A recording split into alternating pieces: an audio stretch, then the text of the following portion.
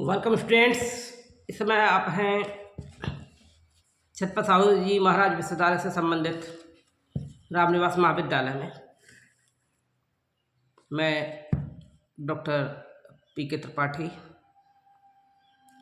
YouTube पर doctor Tripathi sir के नाम से। और सबसे पहले मैं आपको होली की शुभकामनाओं के पश्चात यह बता दूं, BA BSc second, third, second, fourth और सिक्स के एडमिशन्स ओपन है और साथ में फर्स्ट सेमेस्टर के भी एडमिशन्स ओपन हैं।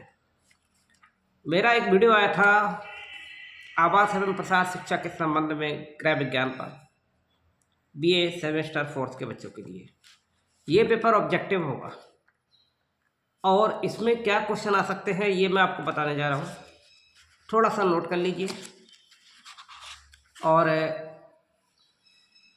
जैसे कि गृह नियोजन की आवश्यकता क्यों होती है, प्रश्न पूछा जाए आपसे, गृह नियोजन की आवश्यकता क्यों होती है, तो प्रश्न इसमें ऑप्शंस दे रखे हैं। घर की सुंदरता बढ़ाने के लिए, घर के व्यक्तियों की सुविधा के लिए, सरकार के नियमों का पालन करने के लिए और उपयुक्त सभी। तो यहाँ प्रश्न ये आता है कि किसी भी सिस्टम का नियोजित तरीके से करने का मतलब क्या हुआ। अगर आप नियोजित तरीके से कर रहे हैं तो घर आपका सुंदर लगेगा, आप सबका सारा कार्य सुविधाजनक हो जाएगा, यानी कि घर के जितने मेंबर हैं वो भी आप उनको पाएंगे कि बहुत सुविधा से कार्य करें। जैसे आप सवेरे उठे बिस्तर से, आपकी रजाई बिस्तर कंबल बिस्तर पर पड़ा हुआ है, ऐसी स्थिति में क्या होगा कि वो जो अव्यवस्था है तो वो जगह घेरेगा फालतू और उससे अव्यवस्था फैलेगी।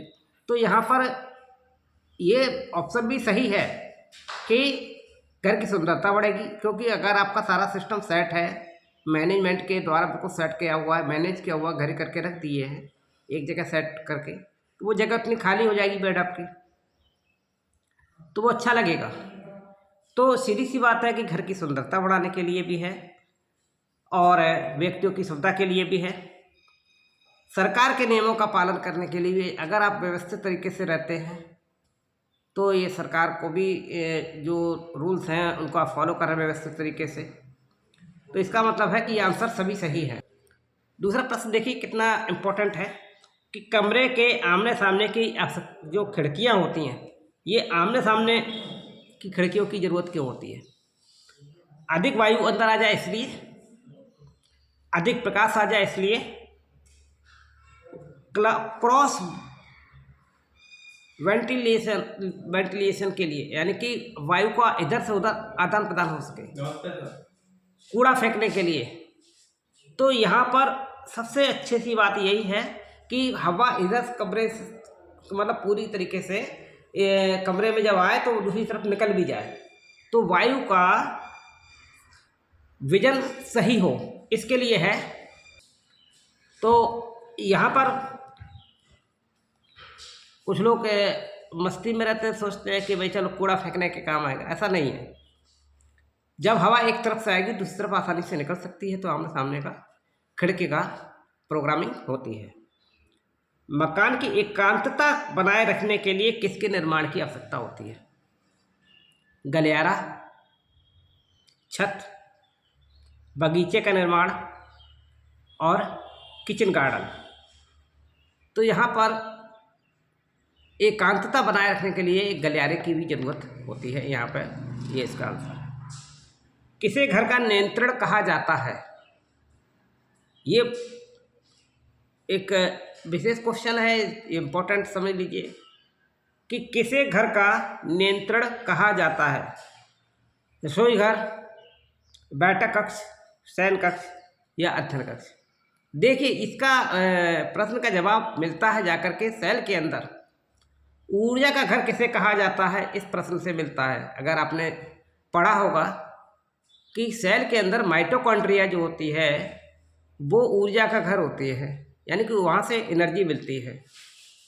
तो इसी तरीके से घर के अंदर जो नियंत्रण करेगा वो कौन होगा? वो ऊर्जा का घर होगा। वो कौन हो सकता है घर के अंदर? वो हो सकता है आपका किचन। तो कहते हैं कि घर का नियंत्रण कक्ष, जो घर का नियंत्रण करने वाला कौन है? वो है किचन, यानी कि रसोई घर। ना बैठक कक्ष, न शयन कक्ष, न अध्ययन कक्ष।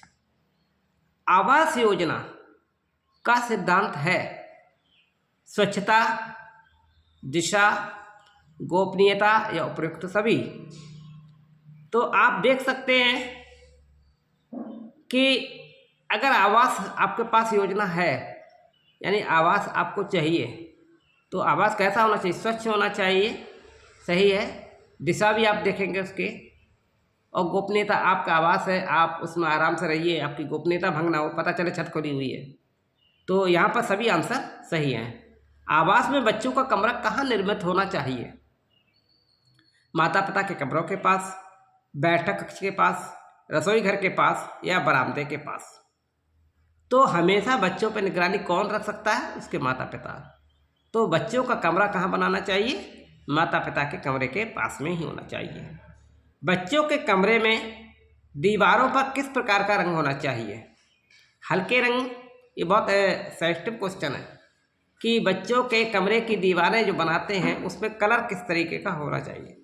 चटकीला होना चाहिए, चमकीला होना चाहिए, काले रंग का होना चाहिए या हरे रंग का होना चाहिए? तो ये कैसा होना चाहिए? बच्चों को आकर्षित करेगा, वो चटकीला सा रंग करेगा।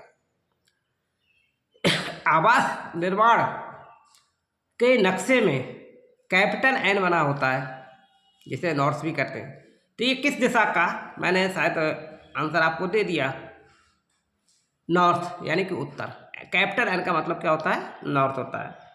तो बच्चों, मैंने ये आपको आवास योजना, आवास एवं प्रसार शिक्षा का जो इम्पोर्टेंट था 1 यूनिट का गृह विज्ञान में, होम साइंस में दे दिया है 4th सेमेस्टर के स्टूडेंट्स के लिए। इन प्रश्नों को बहुत ध्यान से पढ़िएगा और अगले सब्जेक्टों के भी आपके पास इम्पोर्टेंट आते रहें। तो बने रहें डॉक्टर त्रिपाठी सर के साथ। Good luck.